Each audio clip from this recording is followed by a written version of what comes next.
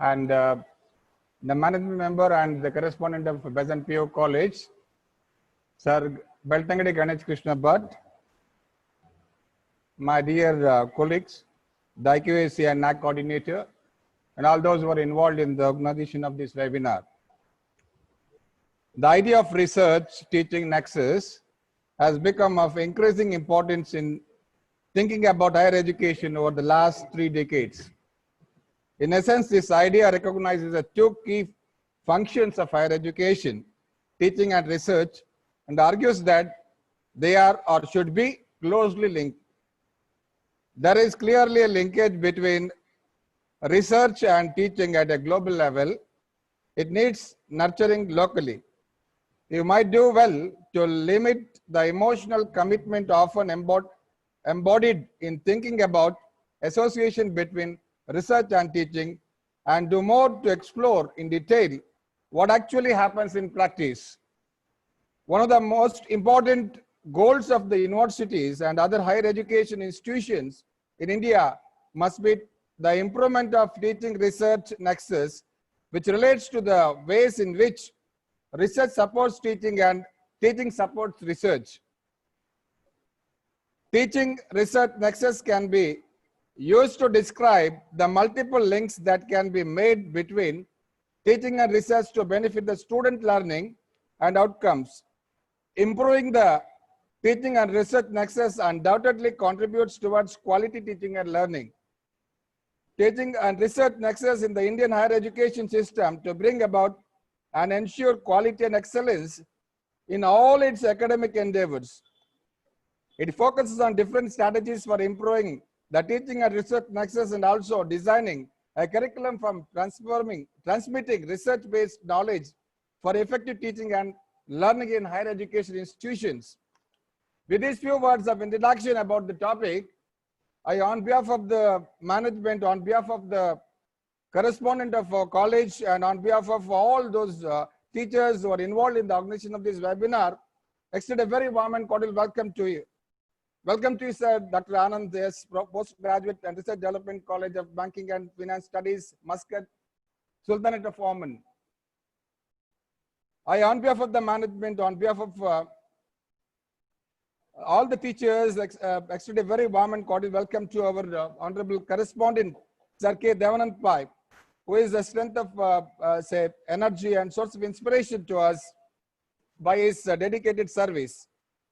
He is a role model to all of us. I extend a very warm and cordial welcome to him for his gracious presence. A very hearty welcome to our management member and correspondent of Besant National PU College, Sir Shri Beltangadi Ganesh Krishna Bhatt. Welcome to you, sir.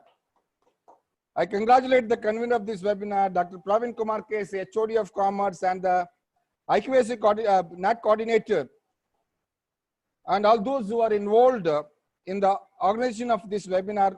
Without naming them, I thank all of them for their dedicated and sincere service. A very warm and cordial welcome to all of them. This is the third webinar initiated by the Department of Commerce since the lockdown period, and from the college side, this is the 16th webinar with the 19 quiz programs, 2 more webinars and 1 FDP for 6 days are on the queue. This could be possible only because of the collective effort of all the staff members. Acknowledging their hard work, I wholeheartedly welcome all of them to this webinar. A very warm and cordial welcome to the IQAC coordinator, Ms. Syed Khader, for his initiative in organizing this webinar. Special thanks to the technical staff, Mr. Ritesh and Mr. Ravindra Murthy. Last but not the least, I extend a very warm and cordial welcome to all the participants for attending this webinar. Thank you. Have a fruitful session ahead. Thank you, sir. I now request Shri K. Devanand Pai, Secretary of WNES and correspondent of Besant Women's College, to convey his best wishes.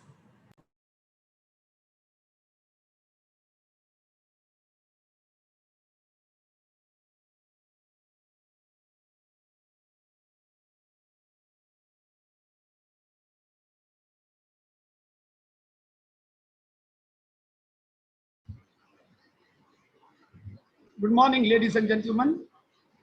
my friend Mr. Ganesh Bhatt, the principal Dr. Satish Kumar Shetty, the speaker Dr. Anand S, Director, Postgraduate Studies and Research Department, College of Bank and Financial Studies, Muscat, Dr.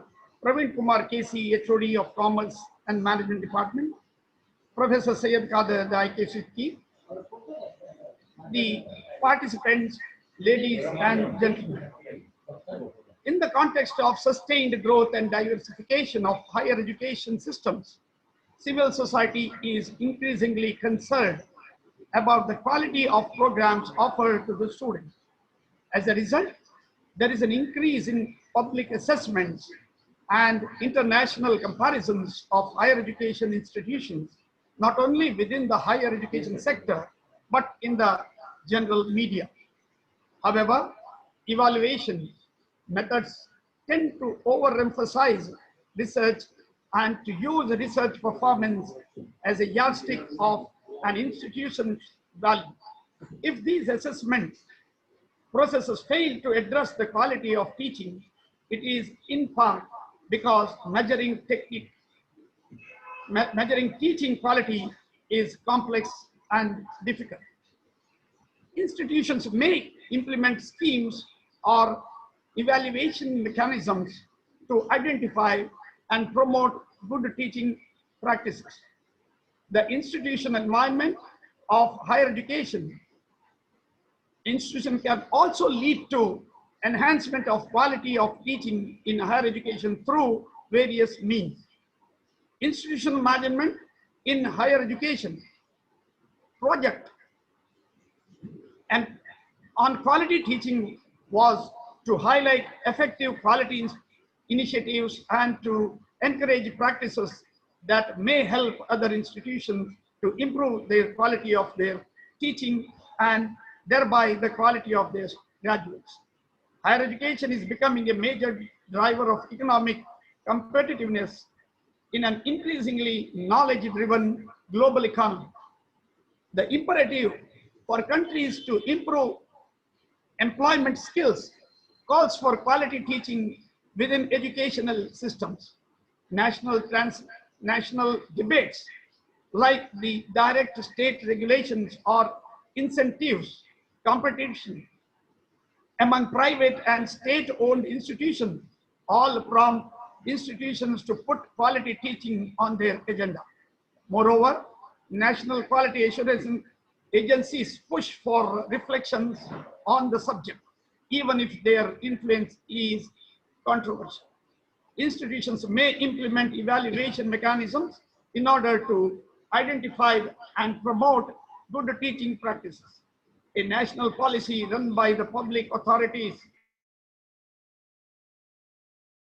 agencies are likely to help university leaders to phase in a culture of quality that encompass teaching. Further, I would like to congratulate Dr. Praveen Kumar KC, the head of the Department of Commerce and Management, and his team for conducting this international webinar. I extend my best wishes to Dr. Anand S, the director, Dr. Praveen Kumar KC, and all the participants. Have a nice day. Thank you.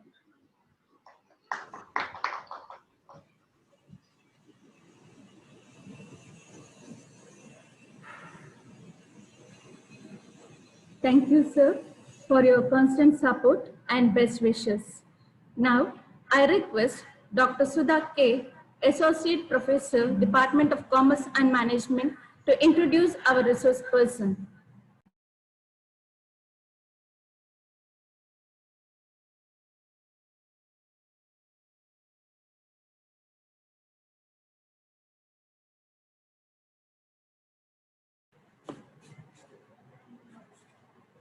I am Dr. Sudha K, Associate Professor in the Department of Commerce. Deem it a privilege and honored to welcome and introduce a luminary in the domain of mutual funds and an esteemed resource person of today's international level webinar, Dr. Ananda E.S., to the virtual August gathering. Dr. Anand E.S., is a resourceful doctor of finance with more than 29 years of expertise in the area of management education. He was awarded PhD for his thesis on impact of internal and external factors on the performance of mutual funds in India by Kuvempu University. Presently, he is serving as the Director of Postgraduate Studies and Research Department in the College of Banking and Financial Studies in Muscat, Sultanate of Oman. Previously, he has also served in the Ministry of Higher Education of Oman, Goa Institute of Management, JNN College of Engineering, LIC Mutual Fund, Upendra Pai Memorial College, Manipal Group. He was also visiting professor at leading business school in SV Jain Center of Management, Dubai, International University of Applied Sciences, Germany, and Goa University.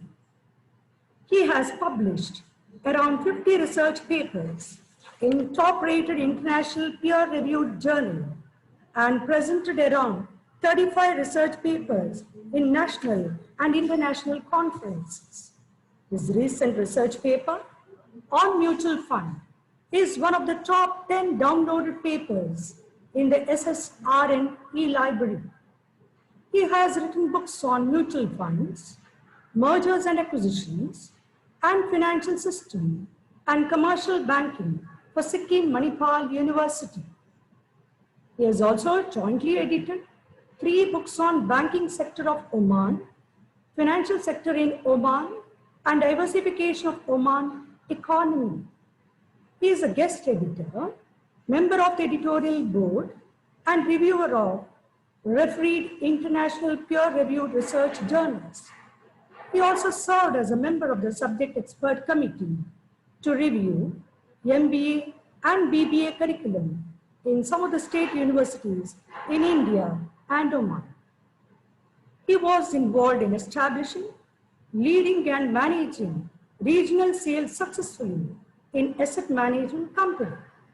His academic experience spans training and consultancy assignments in the areas of investment management, mutual funds, financial markets, and financial services.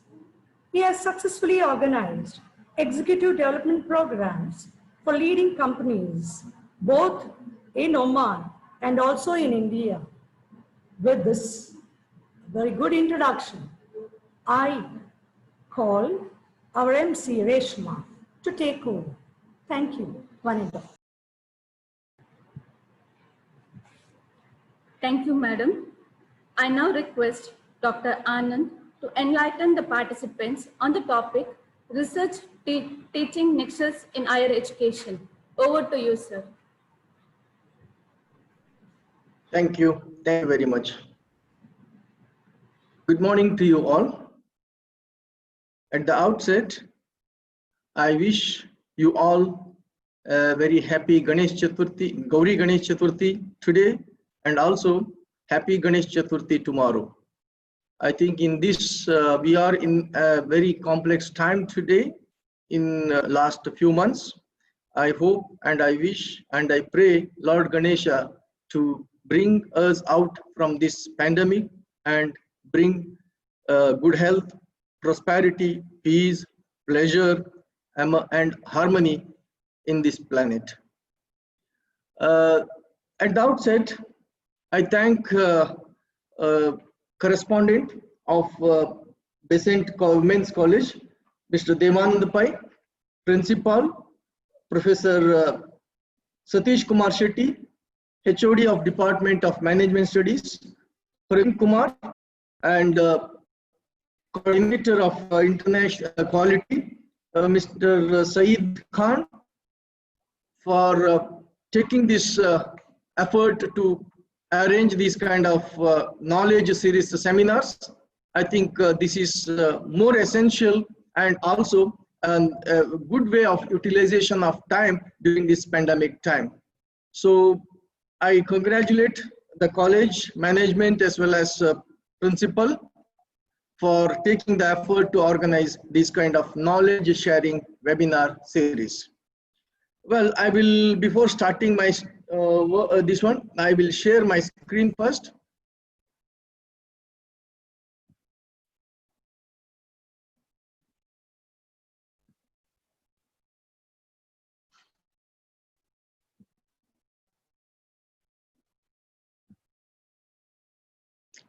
I hope you can see this screen.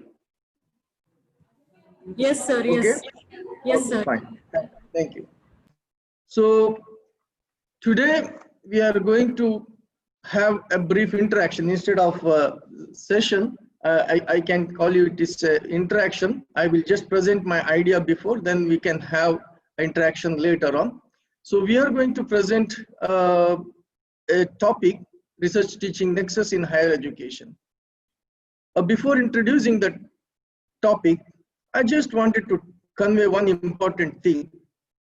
Today you name any international best universities or else any best universities in India or across India or outside India.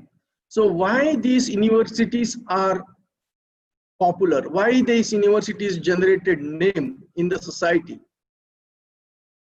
It's very clear that an university is not only a knowledge hub, it is also knowledge generating center. So an university become a real worth to the society, not only by transferring the knowledge, but also generating the knowledge. In this context, you think understand in the 21st century, the role of higher education institutions are not just knowledge transmission centers. It is much beyond. See, the traditional idea is what? So the universities or higher education institutions are just playing the role of knowledge transmission center. They are just transferring the knowledge. They are just providing the knowledge. But today's context, you have to understand it is not just enough to generate the knowledge. There is much beyond that.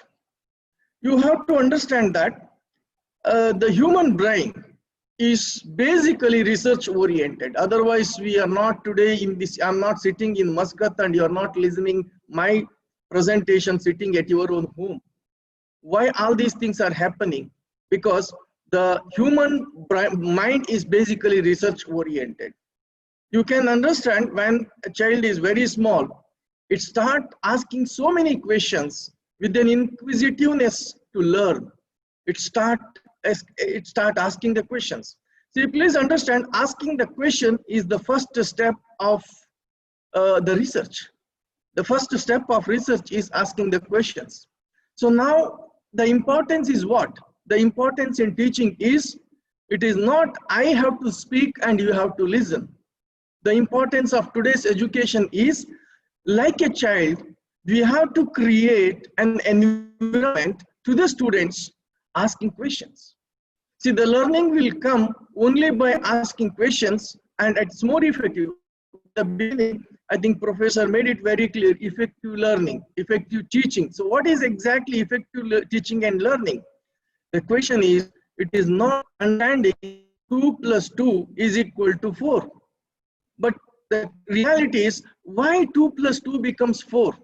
This is the question. This is the basically things we have to make the understanding. So basically what I need to say is, so today, in today's modern era, so we have to understand that the teaching which is imbibed with research, which carries more value because which is going to use the complete brain of the learner. So otherwise we are not utilizing, we are not encouraging, we are not stimulating the brain of the child, the brain of the learner, that you have to have an inquisitiveness to have more ideas, to have more learning. So basically the inquisitiveness of learning will emerge only if there is a research sense. If there is no research sense in teaching, then it is monotonous and there will not be any sense of utilization of brain. You know that if you look at any universities, I think maybe even Besant University, Besant College may be having this. So each college, higher education institutions should have their own graduate attributes. See, means what? Graduate attribute means what? Graduate attribute means upon the completion of the study, maybe BCom, BSc, BA, whatever. See, my students, the students who have studied in our college are going to possess these all are the skills, like 1, 2, 3 we are naming. For example, if you look at leading universities across the world, so what are all their graduate attributes? Their graduate attributes is what? Upon the completion of my degree here, the students are going to get what? Going to get contemporary knowledge, analytical skills, and thinking ability, creativity, and so on. So this is the expectation of in any higher education institutions, that after completion of their degree, so they are going to possess these kind of qualities. I just named a few. This is the standard. If you look at across the world, so you can see these kind of graduate attributes: developing analytical abilities, thinking skills, creativity, research skills, right? So these are the skills. So now when I list all these skills are directly linked with the sense of research. Unless you have a sense of research, you cannot analyze. Unless you have the sense of research, you cannot think creatively. Unless you have the sense of research, you cannot work together, teamwork. See, most of the graduate attributes are directly connected with research. Even you can see, you can list, you can Google it, what are the most employability skills. You will get good number of lists.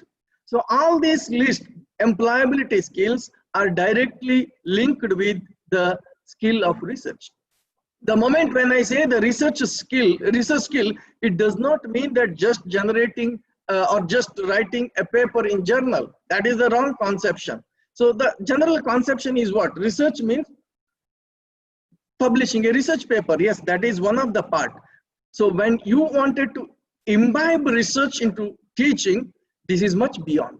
So in this today's class, in this today's discussion, let us understand clearly what exactly this concept. So I will move forward.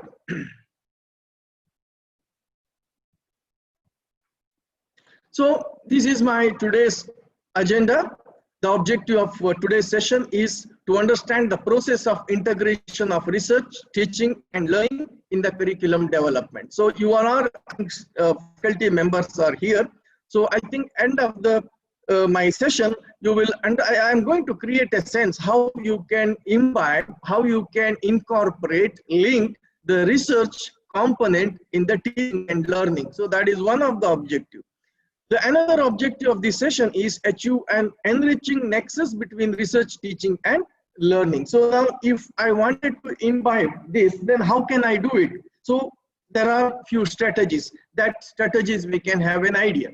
Then end of this, as I told you, graduate attribute. Similarly here, end of this session, this is what I'm expecting the participants will get. So this is like a key takeaway. So the takeaway of this session is, if you incorporate the learnings here, you can enhance the quality of teaching, research, and effective learning. So the three important things, this is what the principal made it very clear that everybody is trying to focus for enhancing the quality of teaching and learning. So this is one of the, if you imbibe the strategies in your curriculum, you can definitely improve the teaching and learning skills of the students. And then you can also have useful collaboration. Another important key takeaway is you can use your students for the collaborative projects so that the learning will be a partnership. See, earlier the learning is just one way, the teacher will teach and the students will learn.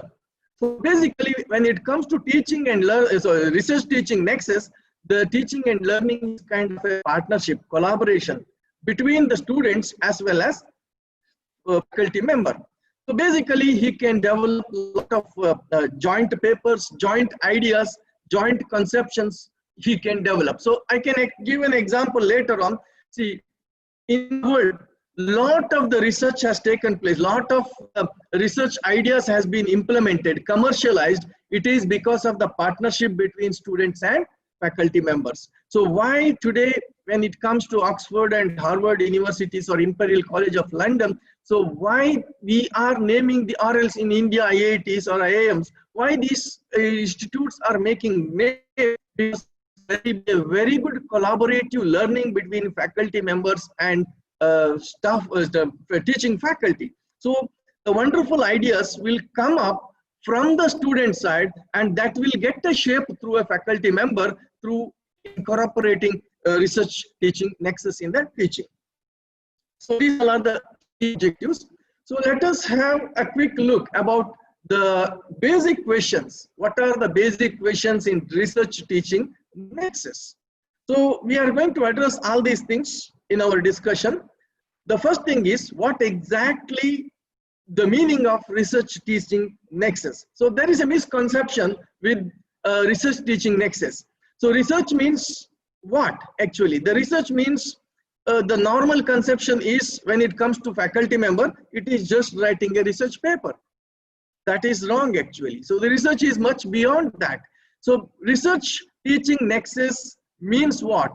The research teaching nexus means it is an environment, creating an environment of questioning among the students, creating an environment, coming or else encouraging the students to come out with the idea of research problem. Basically, the problem is the root cause of any research is necessity. Problems. For example, when we say that when apple is fallen from the tree, so that has created a kind of questioning sense, why it has fallen from the tree, why it has not gone up, why it has come down. So this is kind of questioning. The moment such question comes into mind, and that will create a wonder. So basically, the teaching research nexus means it is creating an environment among the students to develop the art of questioning, to develop the art of developing a problem, to understand a problem and about a solution. So basically, we are going to develop a kind of sense of questioning among the students, so that will be a root cause for learning. Well, so then it comes to the second situation. Do the students and faculty perception the role of research in the undergraduate as well as postgraduate experience align with one another? See, what I'm trying to say here is, when it comes to research, perceptions, whether the perception of teacher, the perception of student, is that aligning? Like when I say research, my idea, when a student think about research, his idea, is there any alignment? So there should be a proper alignment. In reality, in the beginning, there will not be alignment. So the role here is we have to align the perception of research from the faculty point of view and from the student point of view. There should be an alignment. So then only the result will come out. So next is, what do you mean by integrating research in teaching learning at undergraduate level and postgraduate level? So basically, we have been discussing about integration. So exactly that integration, how it happens. So let us understand that.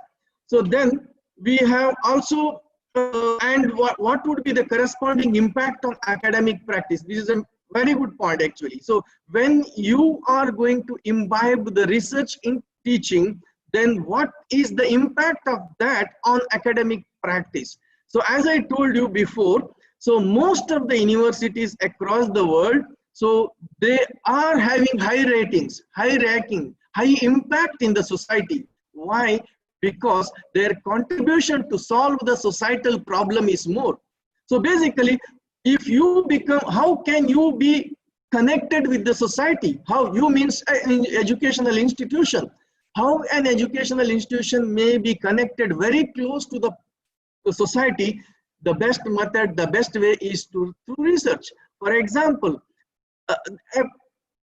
academic institution can participate in generating solution for the local problems, utilizing the brain of young students, utilizing the brain of the students. So the local problems can be given to the students at the classroom teaching and learning. The outcome may be useful for the society. So basically what I'm trying to say here is how can academic organization can improve the impact in the society? It is through connecting the society with the research. Then what are the big ideas for research-based higher education in 21st century? Yes, in the at the beginning, a correspondent as well, our correspondent as well as the principal rightly pointed out that we have to prepare for 21st century. See, for example, there is a story I used to remember that we have to change the mindset, we have to change the practice. For example, you know that it's a old story that when you are all learning in first standard or second standard, we have learned a story of cap vendor and monkey. So you know that there was one cap vendor, he used to sell the cap. One day he has taken the rest beneath the tree. Then he had a short nap. By the time he got up, then all his caps were taken away by the monkeys and they were wearing. Then this cap vendor had an idea that it's a old story. That what he did, how did he got back his caps? Then he just threw the cap from his head and all the monkeys followed it. So this is the first part of teaching. This is a kind of teaching. You can see that particular cap vendor had an idea, creative brain, and then he utilized his creative brain and he got the cap back. That is the lesson. He utilized that brain. So now what happened? The later part of this story. So after the first or second generation, his grandson, he also did the same thing, and he was sleeping below the same tree. Then what happened? His monkeys have taken away all the caps and they started wearing. And this fellow remembered that his grandfather told how he got the cap back. He simply threw the cap from his head, and from the top in the tree, all the monkeys started laughing. These monkeys said, no, this time you cannot deceive us. We know how your grandfather deceived my grandfathers. We don't throw the cap back. What does it mean? So the meaning is, if we teach the same idea again and again, there will not be any interest and there will not be any use. Like the same idea, he has utilized the same idea in the next generation, but what is the utility? There was no utility. So that is why we have to prepare our students for the 21st century. The preparation will be best possible only through a kind of research blended learning, because the research blended learning will encourage the students to face any type of challenge. The research brain will always face take any problem in a challenging manner, and the outcome will be the result. The outcome will be the effective result. So that is why we have to develop the young brain in the 21st century, which is good for research thinking capacity. We have to develop the research thinking capacity. I am again repeating, when I say research, it is developing a kind of attitude, among the students. And then universities align both research and teaching to address global challenges. And then ultimately, how can research education help universities? Basically, it should also have an impact on the public policy. I have here impact on public policy means, like for example, government has to take some decisions. So the outcome should come from the academic institutions, because academic institutions are working very well at ground level. So basically, like for example, you organize conference, you organize seminars, the outcome of the seminars may be the input for the public policy. So I think here it happens only if the research universities or higher education institutions are focusing more for research. So which will help to develop public policy at a macro level. So I just wanted to establish, now coming to the subject matter, I just wanted to establish a proper linkage between research and teaching. So you just have a quick look of this model. So in any higher education institution, there are two important stakeholders. There are many stakeholders. I am considering today's discussion, there are only two important stakeholders. Other than that, there are many, but for limiting my discussion, I am taking only two stakeholders: faculty members and students. So what is the role of faculty member? The faculty member's role is what? The faculty member's role is develop the student brain by imparting quality teaching, by imparting quality learning environment. So there is a direct linkage between these two people, student as well as faculty members. Now the next comes to what is the role of faculty member. So the role of faculty member, if you look at traditionally, the role of faculty member is not here. The research, like for example, if you take 10-15 years back in most of the higher education institutions, they are least bothered about the role of research. Please understand, the role of faculty member is not just teaching. The role of faculty member is also generating knowledge. Teaching means what? The teaching means what? The teaching means transmitting the ideas. That is the teaching. Basically, I have some idea that will be transmitted directly to the students. That is actually teaching. So the effective teacher is maybe an effective communicator. So the teaching means what? I am going to communicate something to the students. So that is the traditional role. Actually, the modern role of a faculty member, what comes first is research. So what is the outcome of research? The outcome of research is generating the knowledge. So basically, a teacher's first role is knowledge generation. Please understand, earlier the traditional mindset is what? The role of teacher is to transfer the knowledge. But first thing here we have to understand, unless I am a researcher, unless I develop the skill of research, I cannot transfer the knowledge. So that is why the first important role of faculty member is research. With research, what he is going to do is he is going to generate the knowledge. The knowledge may be what? Applied knowledge. It depends. Like for example, if you are a English teacher, if you are a Kannada professor, the knowledge generation may be different. If I am a finance professor, the way I generate knowledge may be different. So ultimately the objective is what? The objective is to generate knowledge. Then what is the second role of the teacher? The second role of the teacher is teaching. So what is the outcome of teaching? The outcome of the teaching is transfer of knowledge. Okay, so basically you can understand, traditionally we have an idea that the role of teacher is only teaching. So the important function of teacher is transfer the knowledge. The important function of the teacher is transfer of knowledge.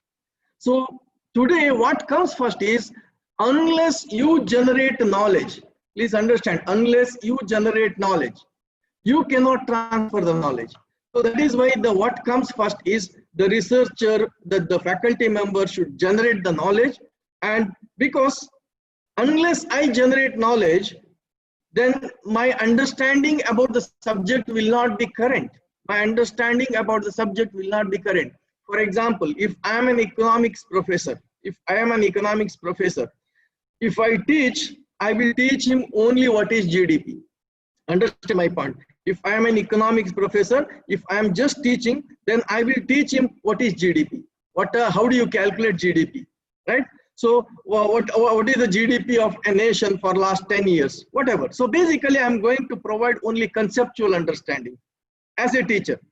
But if I imbibe the nature of research into it, then I am not just teaching about what is GDP, how to calculate. I am going to generate what is the impact of Corona on GDP. For example, what is the impact of COVID on GDP? That is the kind of environment we have to create to the students. So learning is very easy now. For example, what is GDP, how to calculate GDP. So what are the factors involved in GDP? It is very easy. You can Google it and learn it. It is possible. But for that, the role of teacher may not be very important. The role of teacher is now more important, not just to teach what is GDP, what are the factors involved in GDP, how to calculate GDP. The role of teacher is to encourage, to develop the questioning brain of the students. For example, if there is a change in, let us say, interest rate, if there is change in interest rate in an economy, what is the impact of that on economy, or what is the impact of that on GDP? This is a kind of learning environment we have to create. Like this can be done by involving various teaching methodologies, modern teaching methodologies. So my idea is very clear that the students should be given an environment of generating new knowledge, or else we have to create an environment to the students learning by generating new knowledge. So that will help them to understand the subject in a practical manner. Like for example, if I don't give an environment to the students to understand what are the various factors like interest or maybe corona, COVID, unless I give you what is the impact of deficit budget on GDP, like these kind of scenarios I should give to the students to understand practically the implication of the subject. So that will help, that will be done only if there is an environment of incorporating research into teaching. So now what is the next result here? The next result is we are going to, what is the role of teacher? The role of teacher is research as well as teaching. The role of research teacher is to generate the knowledge, as well as the role of teacher is to transfer the knowledge. Why a faculty member to involve in research and teaching? Because he has to develop the skill, attitude, as well as knowledge, mindset of the student. So this, if you focus only on teaching, then you will focus only knowledge generation. You are going to impart only the knowledge. Do you develop skill? Do you develop attitude? It is not possible. For example, if I teach only what is GDP, how to calculate GDP, what are the factors involved in GDP, I am just giving a knowledge. Do I give a skill? Like for example, if I give an environment to my student that how the COVID has an impact on Indian GDP, then the student will start thinking and working something. So then at the end, the student will come out with the result. So that will help us to develop a kind of skill. This is just an example. So similarly, so end result is what? The end result is if all the subjects involves research component in the teaching, then that becomes an attitude for the students. So the student will have an attitude to questioning, student will have an attitude to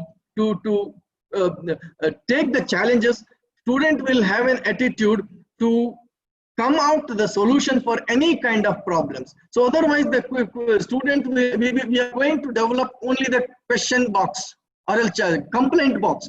So how we can convert complaint box into solution box? So that's only by developing the research sense among the students. So now the next is what? The next is learning. So there are three different components. Teaching and learning will have an impact on, teaching and research will have an impact on the learning. So learning includes what? Knowledge, skill, as well as attitude. So then next is what? So this will be transmitted to the students. So now the question here is, as I told you, there will be a partnership. So there will be a partnership between student as well as faculty members. So what is that partnership? So now the partnership is this. So students can be involved in the research so that faculty members as well as students together generate knowledge. So then the same process will continue. So this is basically a new kind of model we should think of in our higher education. It is not just teaching. It is not just imparting knowledge. We have to develop a skill. We have to develop attitude. So these things will be more possible by linking research into teaching and learning practices. So now just have a look here. What exactly research teaching nexus? Have a quick look. So the teaching research nexus here is multiple ways. We can define research. When you ask research, research has got a different component. So the meaning of research is different, and the significance and also significance to different disciplines. Like for example, so if I ask a Kannada professor or English professor, if I ask what is research, his explanation of research will be different. If I ask a Kannada professor, so what is research? So for him, the research is like going back, means he has to innovate how the language has changed, how the language is, emerging, all these things, how the language is, taking a different shape, what is the origin of the language. So identifying these things is his research. Then for him, the research means what? For him, the research means writing creative stories, writing creative novels, encouraging the brain to read all these things is a research. But when it comes to a botany professor, or when it comes to a physics professor, if I ask research, then his mind of research is totally different. If I ask a commerce professor, the research means what? For him, the research is totally different. For him, the research, if he is a HR person, HR professor, for him, the research means what? To find what are the factors impacting the satisfaction of the employees in their job. That may be one research. If I ask the finance professor, what is his research?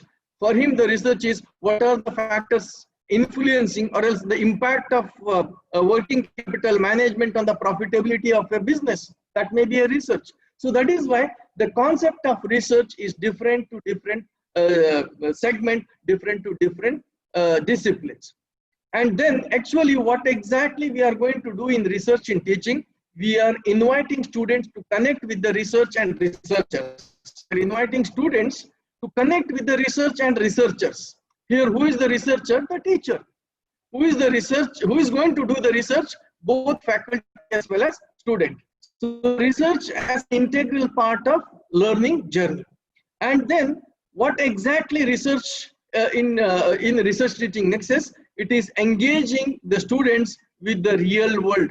Means basically engaging the students with real world research studies, which means, as I told you earlier, it is not just telling these are not the fact in the classroom. I can explain what is job satisfaction, what are the factors influencing job satisfaction, blah, blah, blah, I can tell. But in reality, how can the learning process comes? I can give an opportunity for the students go to an industry to find out what are the factors influencing job satisfaction in their industry, so that he can understand how we can investigate the things in his real life. So next is empowering. We have to empower the students. The students are empowered to explore and critique. Basically, as I told you very beginning, so the most important part of involving research teaching nexus is develop the brain of the students to make critics. They have to develop the brain of making questions. They have to develop the brain of exploring something new things. See, what you said is not final. What I as a teacher say in the classroom is not final. We have to ask them to explore more about it. So how can ask them to explore more about the things what is taught in the classroom? That should be only through giving an opportunity to make research. So basically, what I mean to say here is the teaching research nexus will help to explore the students to a new thing. Teaching research nexus helps the students not to admit what I say or you say in the class, just to make the critics. So by making critics, I think there is a lot of opportunity for learning. At the end, I just wanted to tell you what exactly teaching research nexus. It is not the headache of faculty member and the students. There is much beyond.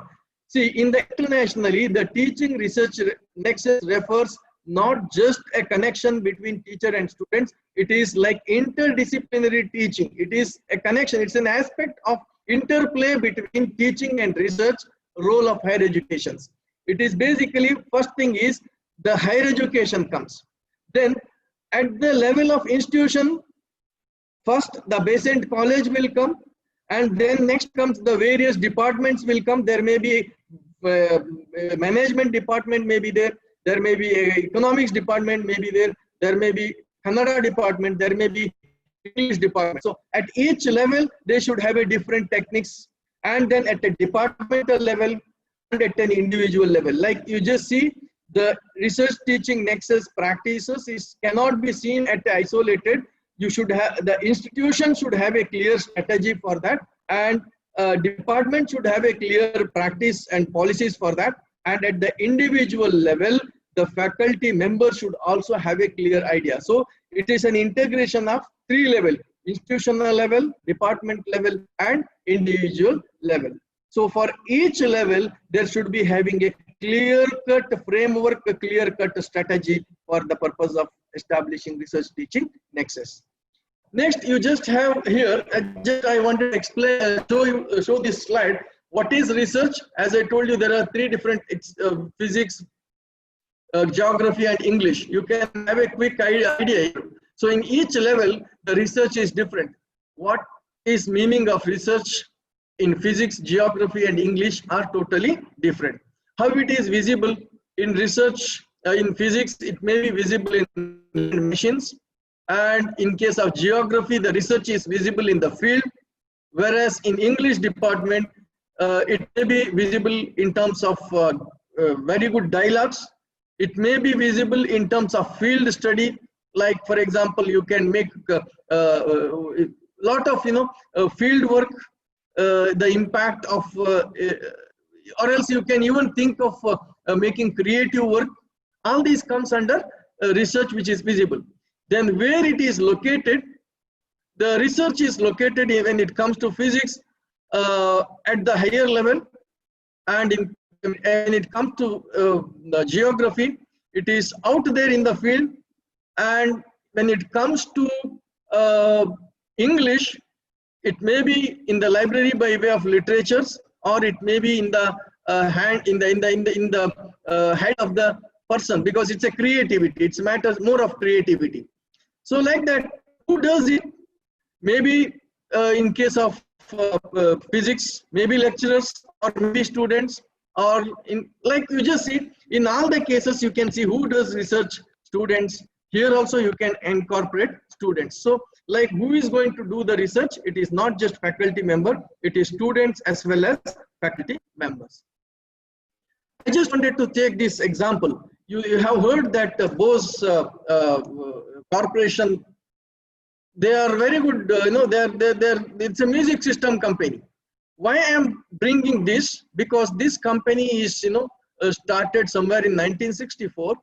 It was started, who started this company? A student who has developed this idea. It was this as a graduate student in MIT.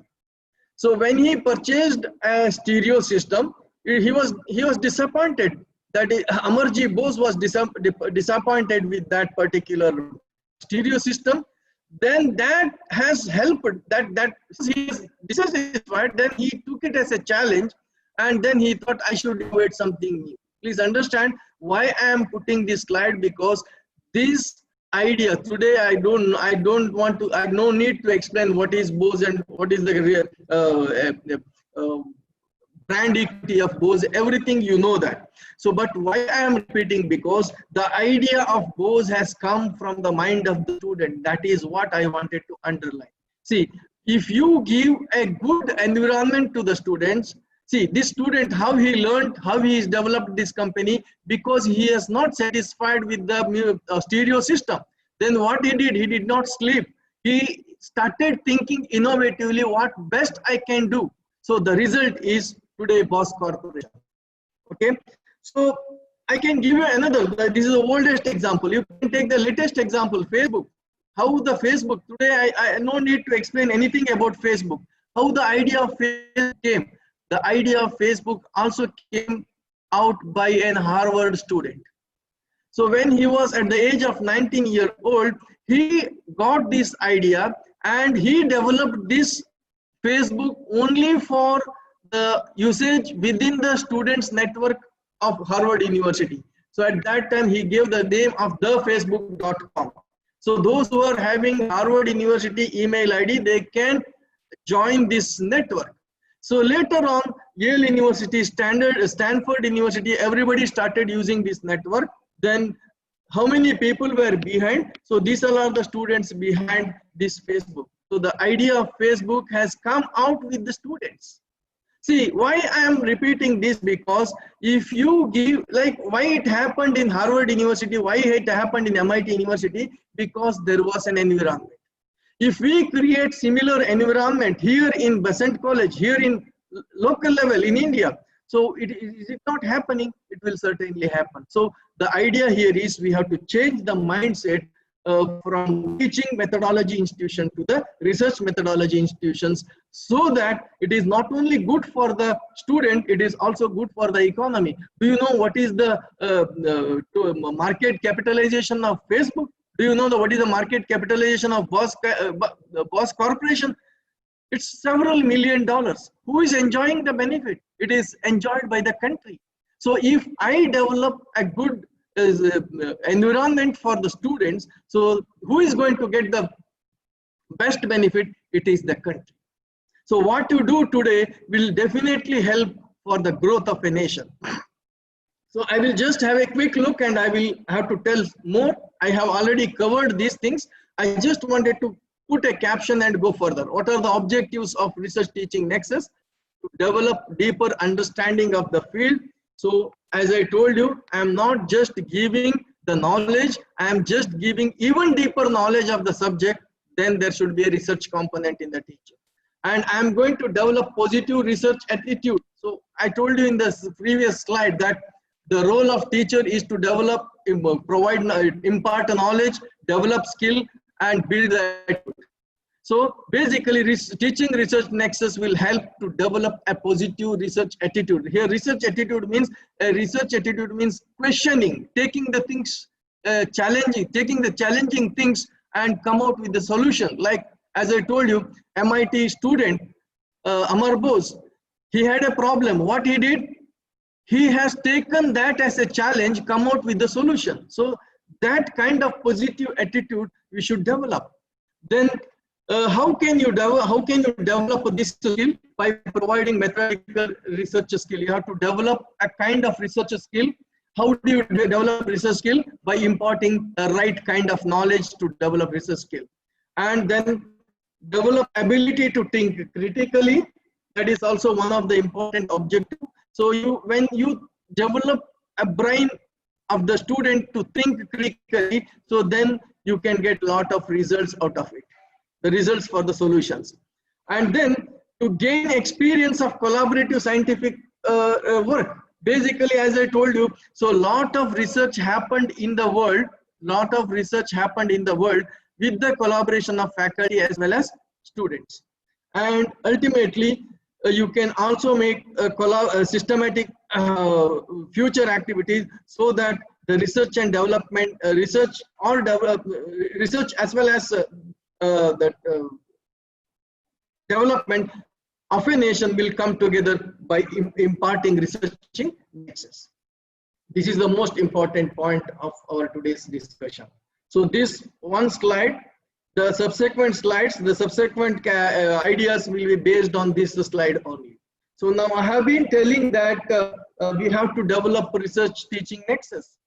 I have not given you the idea how can we bring research teaching nexus in the curriculum model. So this is the world, this is the most of the leading universities across the world, they are following this model. This model is developed by Hille. You can see I have given you the source here. So this model is developed by Hille.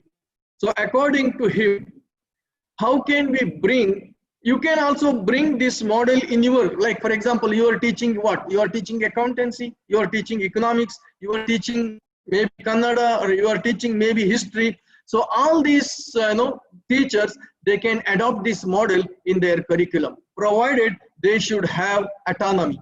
One of the main problems in some of the affiliated college, the faculty member may not be having autonomy. Unless the faculty member will have an autonomy, it's very difficult sometimes to introduce this kind of model. So now let us have a quick look of understanding this model.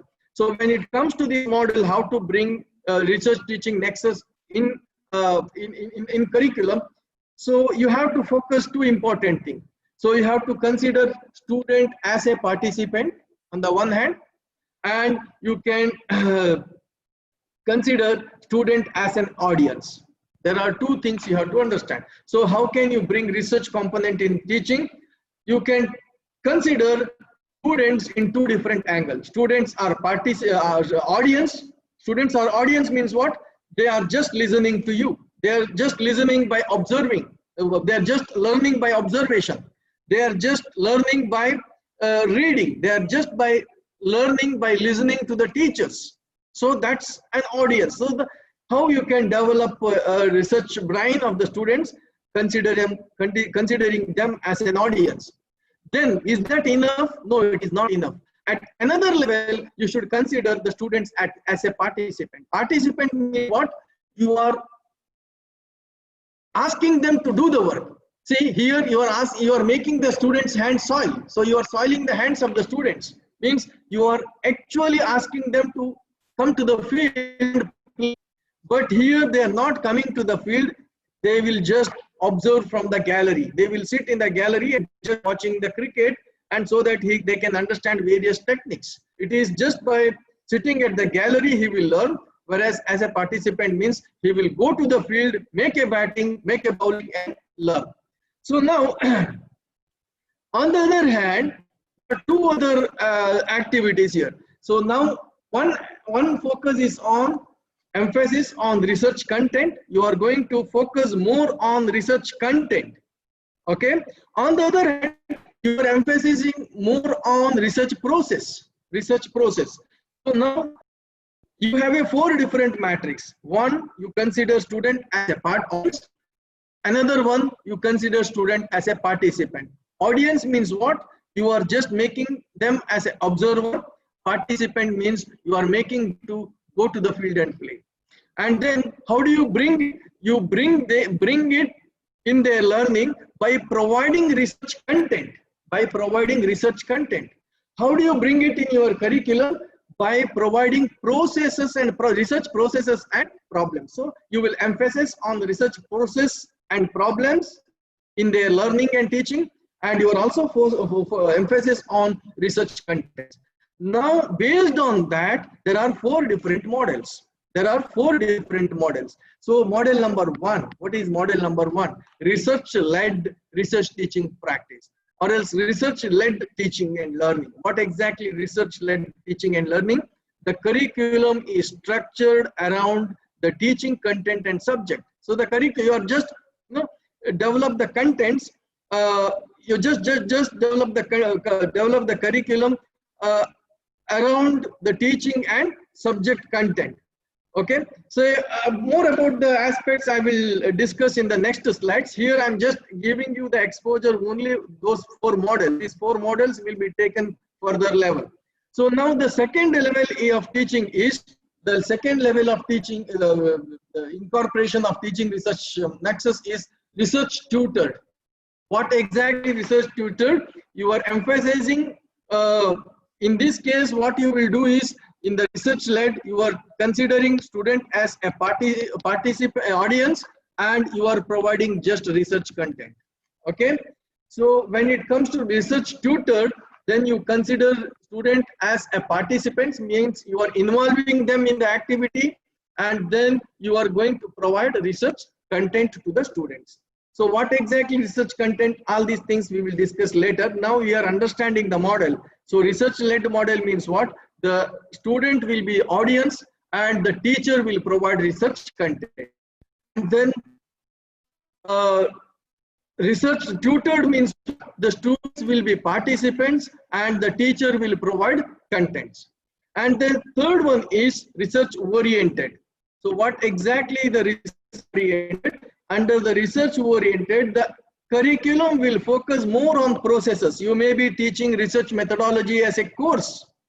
Okay, you may be providing, like for example, skill development. Like for example, in order to be a good researcher, he should have an analytical skill. He should have a data analytical skills. So you can give all the workshop, data analytical workshop, etc. here. So what exactly I am trying to say is, here the students are participants, means you are teaching some methodology. He is which is related to research, and he is going to learn. And what exactly here? You are going to teach them not the content, the process. You are going to teach them the process. And finally, the last model here is research-based.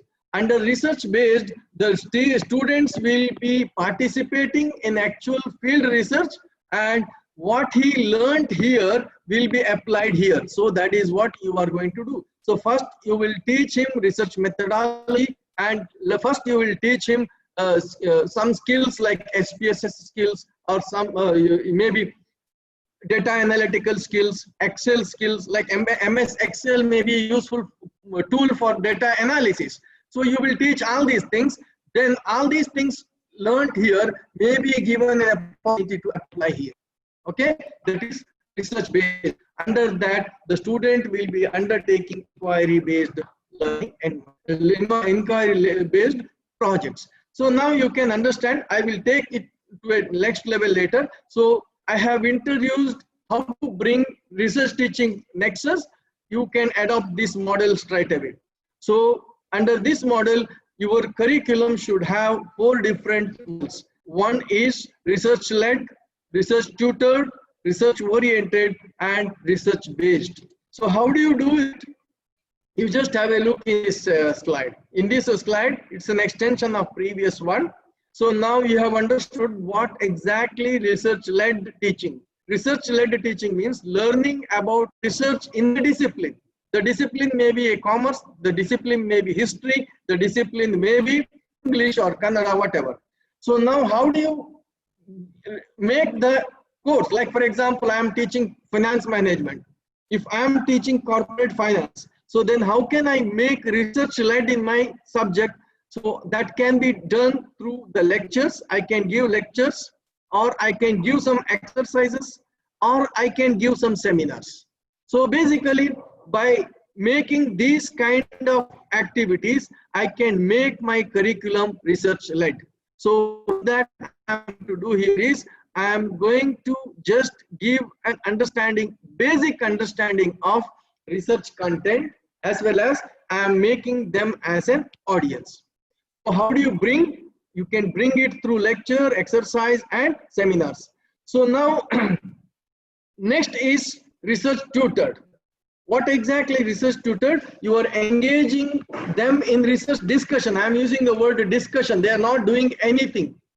They are not doing anything. For example, you may be giving a scenario. Basically, you may be giving a scenario, or you may be giving a exercise and ask them to discuss. For example, you may be giving a case. Like for example, you can take a case. Like for example, you can give a balance sheet. You can give a profit and loss account of last 2-3 years. Then you ask the students to evaluate what exactly happened in that particular company. So basically, what we do here is we just teach them in finance management just numbers. That's not enough. So what you have to do is you have to develop a brain of discussion. So you just give some scenario. You just give some scenario and then you ask them to discuss. That is also kind of bringing research into teaching, so that by discussing they can use their creative brain, analytical, so that the research will be imbibed in the discussion. So basically you can have some sessions exclusively for discussion about your topic, discussion about the problem related to your subject. Next comes research oriented, where you are going to provide process as well as problems, and you can make them as an audience. How do you do it? You can do it through lab sessions. You can, like for example, if you are teaching research, if you are teaching physics, you can use the lab. If you are teaching, let us say, finance, you can use them you can use, like for example, there are so many virtual games are coming. You can take them and ask them to play virtual games like stock market games, etc., etc. Or else you can give a good exposure. Like for example, when I teach finance, I may not teach them actually Excel. What I teach in finance is based in the class maybe concept. But like for example, how to calculate IRR, how to calculate net present value, All these things we are using formula. But actually, how many students are using this formula in real corporate career? Nobody. So what we can do here is we can give a scenario and ask them to use Excel. How Excel can be incorporated in that, but MS Excel can be incorporated in the like you can use MS Excel to teach model developing. How can you make financial modeling? All these things can be taught. So basically what I'm trying to say is you can hear the students are given some scenario process, some scenario, and then they will be given an also opportunity to learn how to use Excel in data analysis, how to use SPSS in data analysis, like how to use various softwares. You can provide them as an addition. It's a supplement. It is not a regular one that should be incorporated in your regular curriculum. So basically here you have to, the earlier notion is classroom is just teaching. No, you should, each class should have at least 10 to 15% should be learned, delivered through lab. So that it is not just lab, you can give an opportunity to learn new softwares. You can give some exercise, then ask them to work it out through softwares. You can also provide some workshops, how to write research paper, how to write reports, how to develop analysis, this kind of analytical things also you can do. You can also organize seminars, or you can also take them to seminars. Then the last one is research based. Research based means what? There the students are actually taking a inquiry based learning. The students will take a research projects. Here the research project, there are two ways. In undergraduate level or postgraduate level, there will be a thesis, maybe undergraduate project as well as postgraduate products. Apart from that, at each course level also, not at program level, at the course level also, assignments can be given, and these assignments not necessarily like giving answers. These assignments may be exploring the market, exploring the field. So by giving two types of things, one is graduate level thesis, another one is course level or subject level assignments. So now here you can, how can you do it?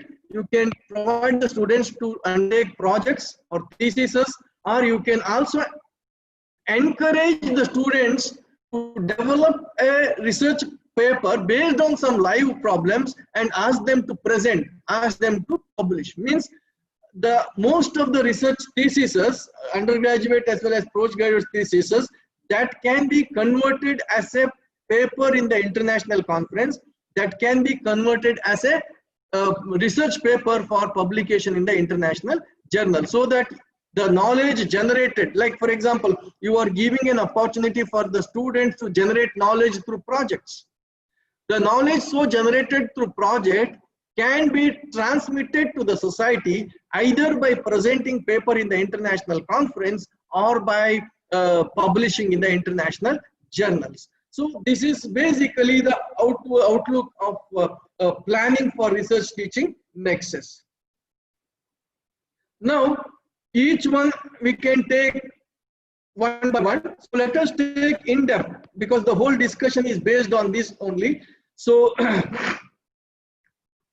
just have a look here. How can you implement research-led teaching?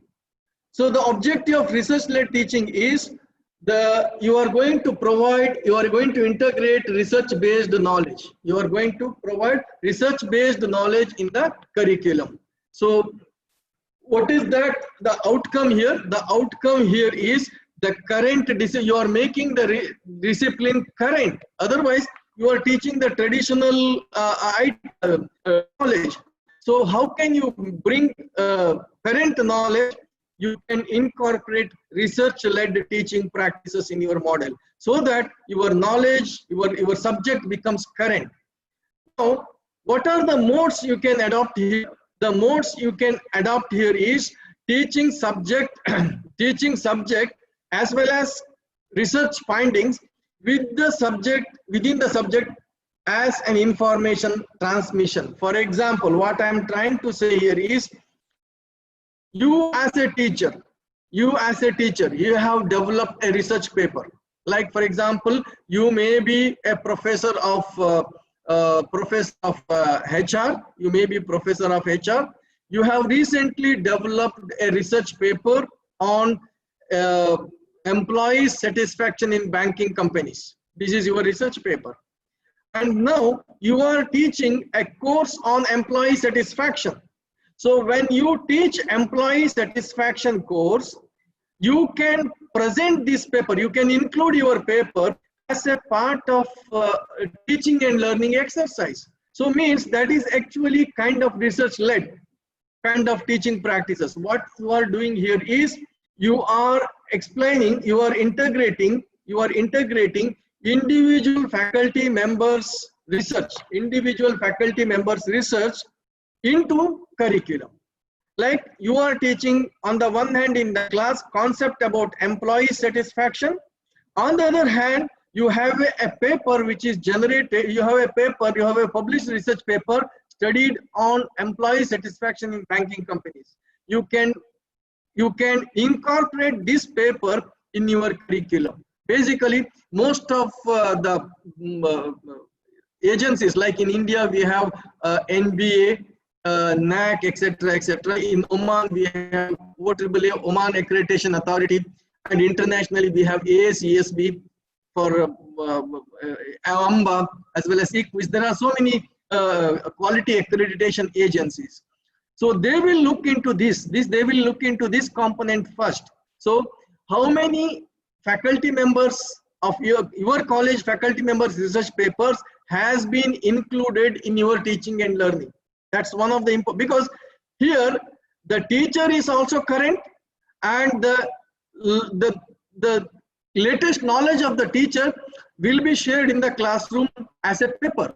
Like you can ask the students to analyze your paper and discuss and present. So this is one of the way. This is not just the teacher or faculty member. In your college, like for example, in Besant College, somebody is teaching HR. Okay, if that HR professor is having this paper, he can present it. If not, some other professor of your college has made a study on employee satisfaction in Port Trust Corporation or employee satisfaction in MRPL, for example. So if somebody studied a paper on employee satisfaction in petroleum companies, then not only my paper, somebody else in the college who made some good research can also be presented in the class. So basically, what is most important to learn here is you have to at least 1 or 2 research papers should be presented in the class as a part of discussion. So you should give, it is like, for example, you have to link, like when you teach job satisfaction, then you can link that job satisfaction with some empirical papers so that the student will understand the relevance of the study in the practical scenario. So now, apart from that, how you do it, like for example, in a college, like in our college, we have a monthly series of faculty seminar. Every month, each faculty will present a paper on the research. So all the faculty members are expected to take research, and each month there will be one presentation. Last Monday of each month, there will be presentation by the faculty member. And for this research paper presentation, the students are allowed to attend. Basically, the student can understand the practical aspects of the subject which they learn. Means like all students may not be interested. For example, if I present a paper on finance, and those who are interested in finance, those who wanted to take up finance as their career will attend that seminar. So you have to, what I mean to say is, you have to create an environment wherein the student will participate in the seminar. Unless you can organize a seminar, then how students can participate? So the moment they participate in the seminar, they will start discussing, debating so many aspects that will develop a research attitude of the students. Then you can even use some of the chapters of edited books. Like you found that it is not necessarily from you, it is not necessarily from your college, you found that some interesting paper which is published in Taylor and Francis journal, which is quite relevant to your today's discussion. You are going to discuss something about impact of, you are going to discuss something about capital budgeting, or you are going to discuss something about working capital management. And you saw one very good paper which is published recently in Taylor and Francis journal. So you bring that paper to the class for discussion. So what I mean to say is, how can you incorporate either by presenting your paper, latest paper, or your colleague's paper, or somebody else's paper which is connected with your topic of the discussion. Or you can arrange, you can ask the students to participate frequently in general research seminar so that he can understand practically what he learned in the class. That's one way. The second is research model is research oriented. What exactly this research oriented teaching? Research oriented teaching here is to develop the research skill among the students. Like as I told you, the teaching, the higher education role is what? Prepare students by imparting knowledge, skill, and attitude. Now this particular model will help to develop research skill among the students. How do you develop the research skill among the students? By giving learning, by teaching about the research processes.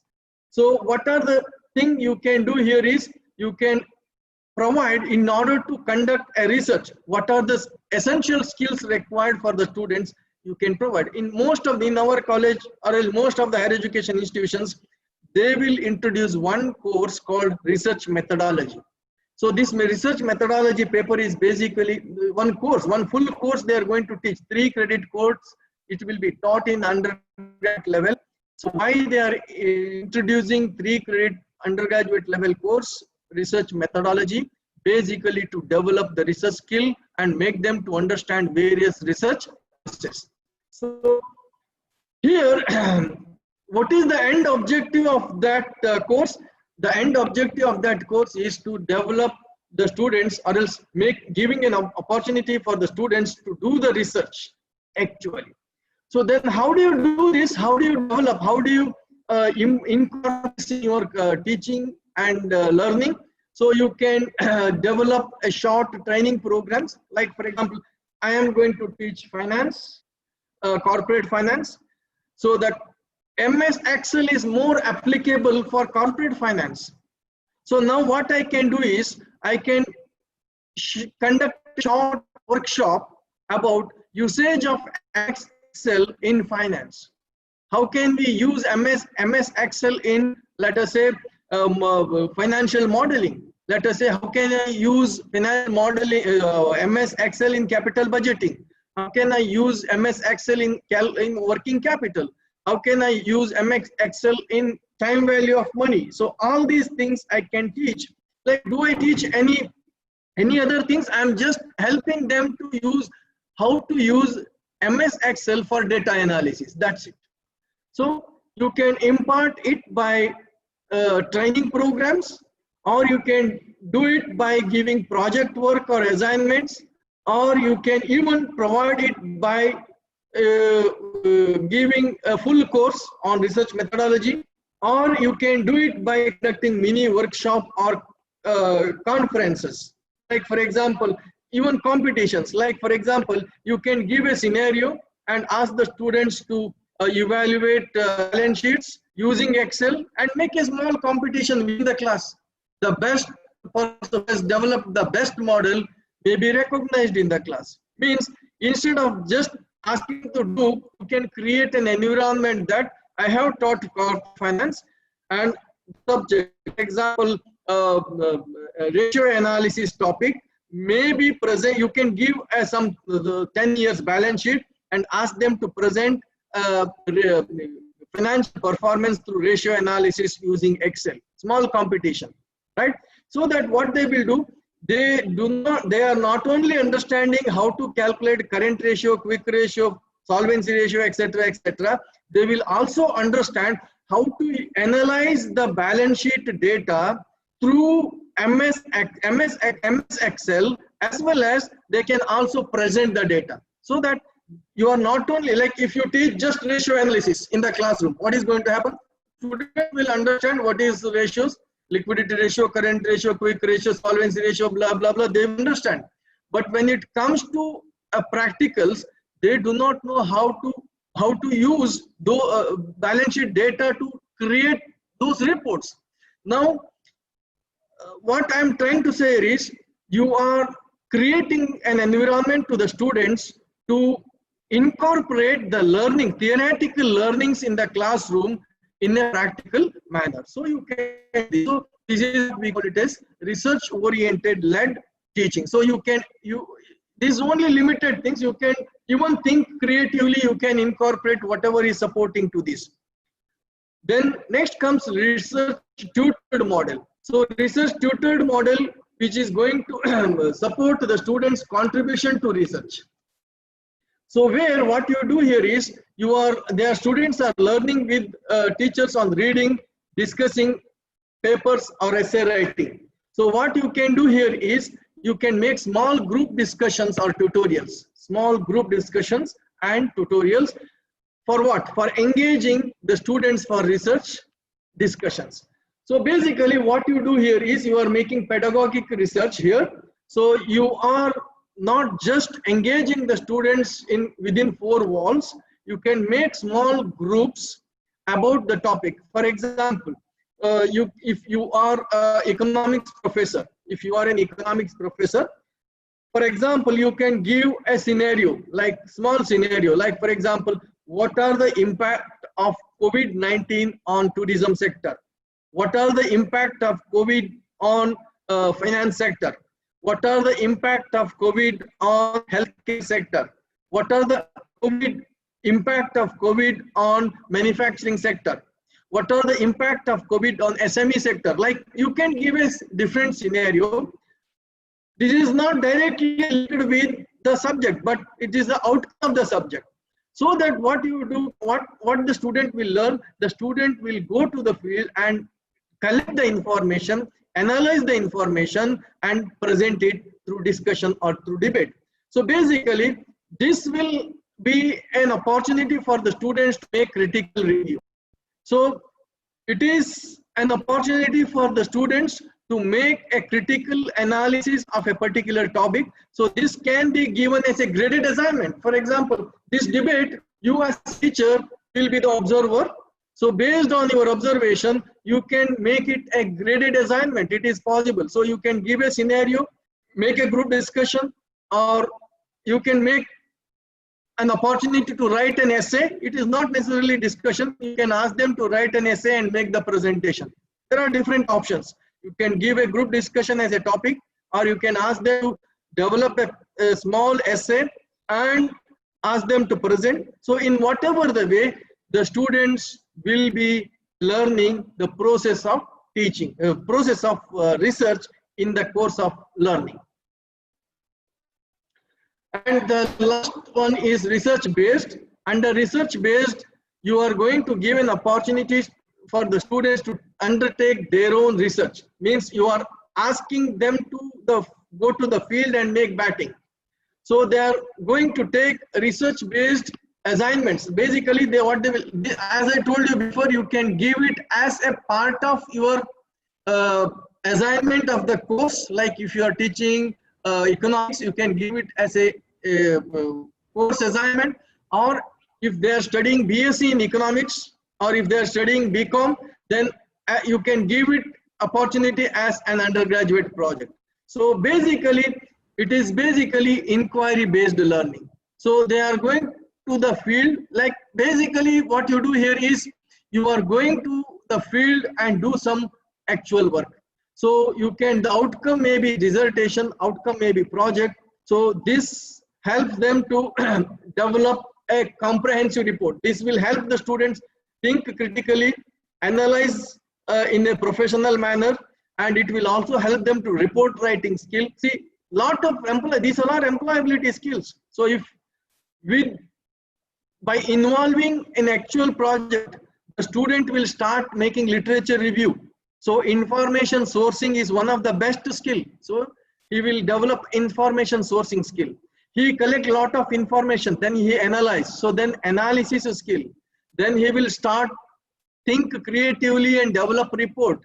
So then critical thinking skill you are going to develop, and he is going to develop a final report. You are going to develop writing skill. Then you are going to ask them to make presentation.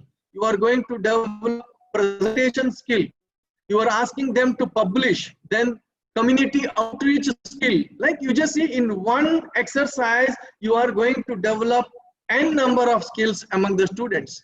See, you are asking the students to undertake a project. Outcome is what?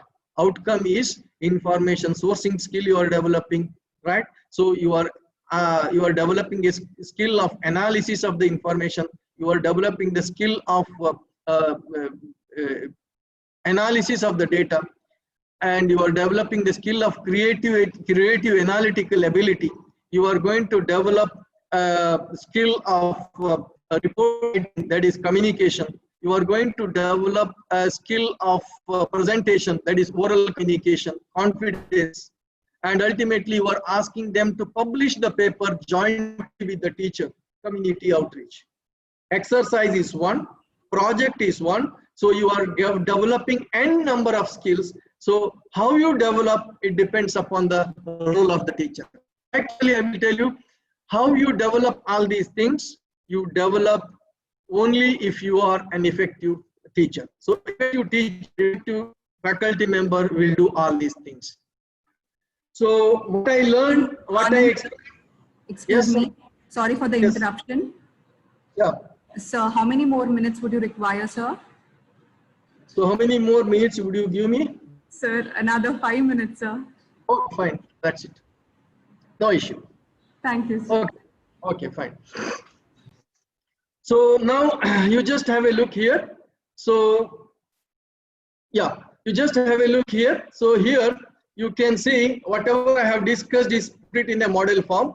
On the one side, teacher is focused, teacher focused transmittive, and another one is student focused.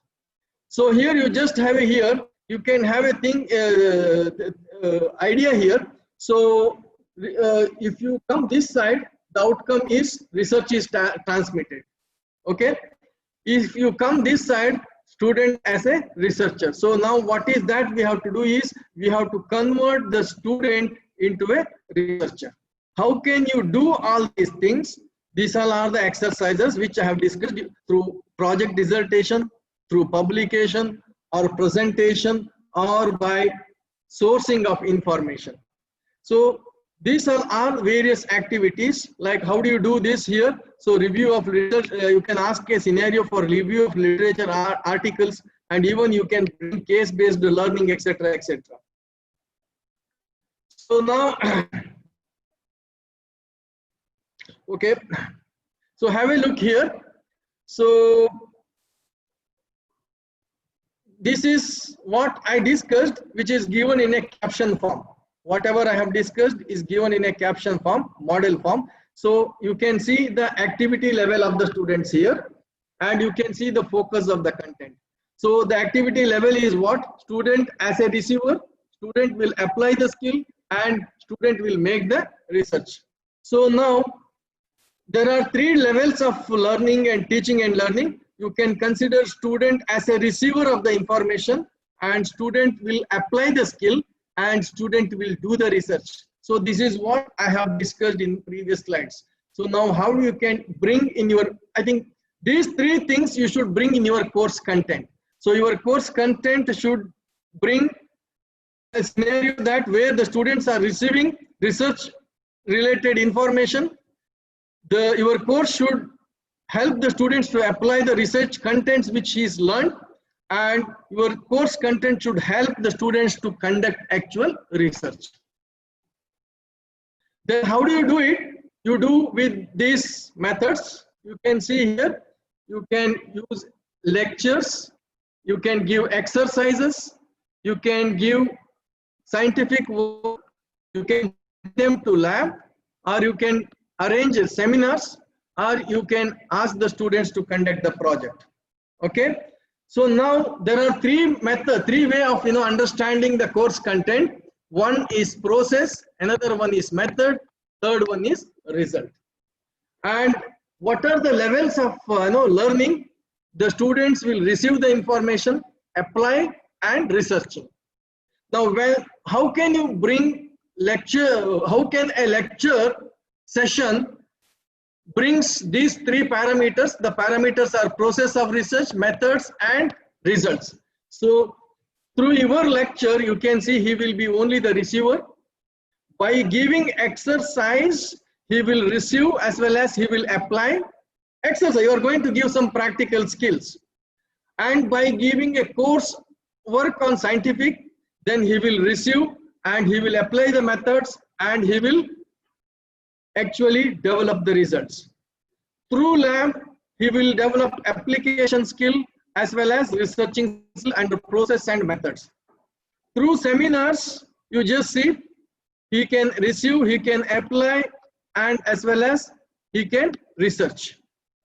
And by conducting a comprehensive project, student project as a part of your research project as well as course, he will not receive anything, whereas he will apply and he will research. So this is what I have discussed, and this is also I have discussed, and this is just a caption. This is also just a caption. Whatever I have discussed here, it is given. I will straight away go to this part. What are the factors influencing teaching research nexus? In order to bring a teaching research nexus, there are various factors. Number one factor is nature of academic work, and under that you can have various factors. Nature of academic work today is commenting on demand of time. For example, you may not implement teaching research nexus if the duration of your course is very small. Basically, to implement research, you need long duration. If the course duration is small, then short, then it's very difficult. And conflicting activities of skills. You as a teacher, what's your focus? Your focus is teaching or research. If there is any conflict, like for example, there are two types of organization, teaching oriented and research oriented. If your organization is more into teaching, training, etc., then it is difficult. And complexity of knowledge. Like for example, I as a teacher, there are some faculty members I know that they are very research averse. They don't like research at all. They are very happy with teaching. So in such case, I think it is very difficult to implement. And then individual characteristics, research and teaching efficacy, role expectations. If the expectation of role, what is the expected role of the teacher? That also depends on implementing the factor. That also influence the factors implementing research teaching nexus. Applied experience, like if I have an applied experience as a teacher, I can bring this research teaching nexus better in the class. And similarly, with sometime to some extent, it depends on type of organization, whether your university is research focused or teaching focused. That also depends. And the administrative policies and budget allocation, how much budget you allocate, that also depends. And departmental accounts. And when it comes to macro level influencer, value teaching, what is the value of your teaching? It is just to provide skill or knowledge, or much beyond that. And then do you teach, do you guide, supervise doctor programs? Then your approach will be different. Then the focus, what is the focus? For example, your focus is short-term gain or long-term. When you bring research to teaching, then it is not, it will not result in 1 year. Research is always a coconut garden, not an apple garden, not a rose garden. Garden means it will take long time, but it will give long-term yield. Whereas rose garden, which will take less, but it will give quick yield. That is why normally if you want to go for research, then you have to have time for long duration time. If your duration is small, it is not possible. And ultimately the expectation of the, so what is the expectation? They just want a job, vocational, and research teaching nexus is not possible. If the student expectation is higher level, then you can bring research teaching nexus. So these are the various tools you can use for research teaching nexus. These are the tools are available in today's days. So these tools can be used effectively so that you can incorporate research teaching nexus. I have just listed, these all are the tools. So I just wanted to, you just have a look here. This here you can have NAAC 7 criteria. In NAAC 7 criteria, one of the major criteria is research, which carries high point. I think the higher education institutions should give due focus for research teaching nexus, or else even teaching, incorporate research in teaching so that they can meet the standards required for the country. And these things I will conclude. And before conclusion, whatever I have discussed, and sum it up, we just have a look. Albert Einstein is known as one who worked more like an artist than a scientist, arriving at a theory not so much by experimental deduction, but confidently by intuition. Compared to Einstein, who worked in the area of theoretical physics, teachers are concerned with evidence-informed classroom application. Still, teachers follow their intuition when researching and applying practices that lead towards student success and engagement. How do they do that? How do they pair up intuition with evidence in a complex and busy school environment? Understanding research and teaching go hand in hand is one way to accomplish this.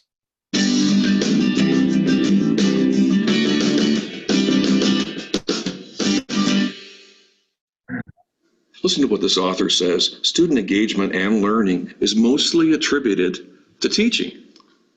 Yeah, that kind of makes sense considering that teachers are in the classroom, like preparing for lessons, for example, that really does directly impact student learning. So when students are engaged and when they're learning, we know we need it. I agree.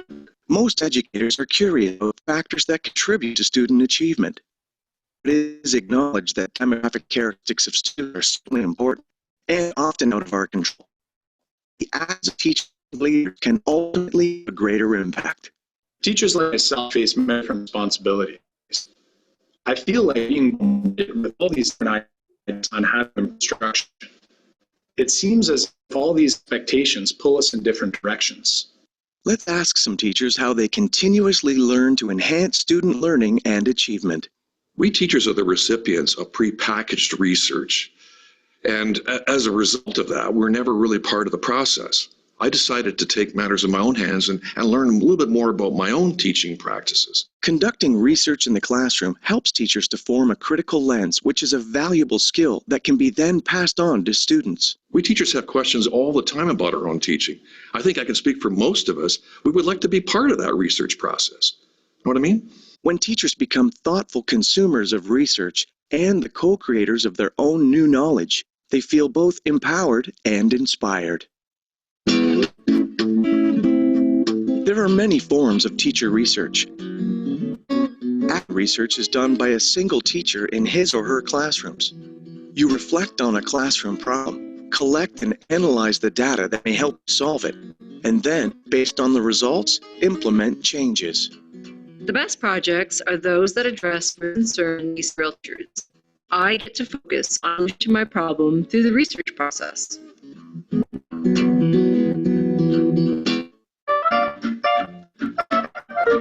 Collaborative inquiry may be seen as taking place when you and your colleagues come together to examine an educational issue systematically and carefully using established research techniques. I'm better teachers of the research I'm doing with my colleagues.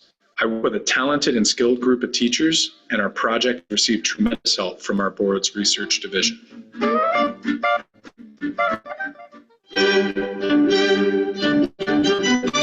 Research can be more formal. Collaborative research is open for critique by various communities of practice and adds to our collective on the issue. As well, it potentially improves teaching and learning. I think we need to move beyond professors doing the research for teachers. Research being done by teachers. We are thinking of a collaboration between academics and teachers. What can you do? Actively participate in collaborative inquiry teams in your schools. Include educational researchers on the teams. Join the professional learning PISA, PNC's websites to learn more about research opportunities and time-enabled work. Apply ministry grants. Seek out research funding opportunities through federations. And use research to improve student learning. The rich dialogue takes place. University researchers and teachers come together to learn from one another on a two-way street, makes for a very exciting experience. After all, teaching and research go hand in hand.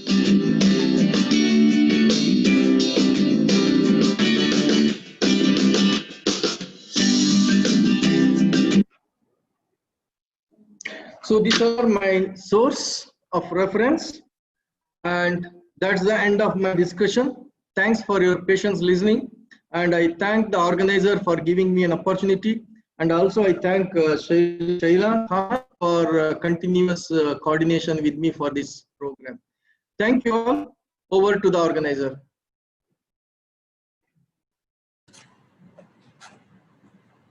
Thank you, sir, for giving us insights on research teaching with simple examples and explanations. Several participants have expressed appreciation for the information and presentation. As another session is lined up for the day, we are running short of time, sir. We have a small token of appreciation here for you. Please accept it with our sincere thanks. From all of us, sir. Okay, thank you. So something is happening. Thank you. I now request Dr. Praveen Kumar Kesi, HOD and Dean, Department of Commerce and Business Administration, to propose the vote of thanks. Good morning. Good morning, everyone. Good morning.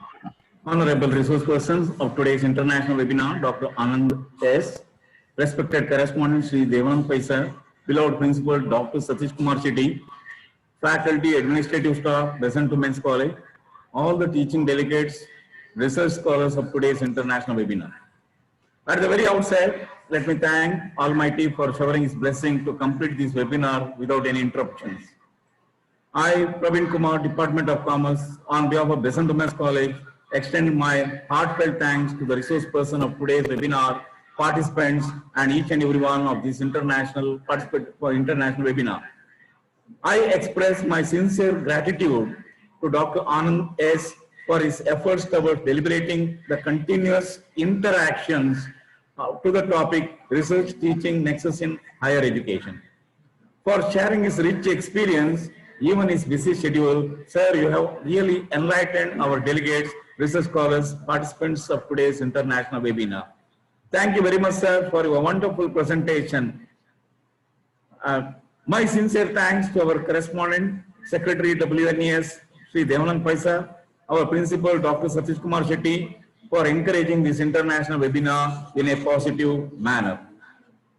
My sincere thanks to Professor Syed Khader, IQAC coordinator, for his continuous encouragement. I thank Dr. Sudha K for introducing today's resource person. My special thanks to the entire team of Department of Commerce and Management for organizing this international webinar. Dr. Anuradha, Professor Jayashree, Professor Reshma, Professor Dikshita, Devika, Nayana, Shobita, Lata, Chanchalakshi, Sangeeta, Amita, and everyone. My special thanks to all the delegates for your active participation in this webinar. I thank all the teaching faculty and administrative staff for supporting today's webinar. I may fail to discharge my duties if I do not thank the technical supporting staff of Mr. Ritesh and Mr. Ravindra Murthy. I also thank Professor Reshma for doing MC successfully at this international webinar. So thanks to everyone for participating and supporting in each and every activities of our this international webinar. Once again, I thank each and everyone for supporting directly and indirectly to the success of this webinar. Thanks to one and all. God bless you all.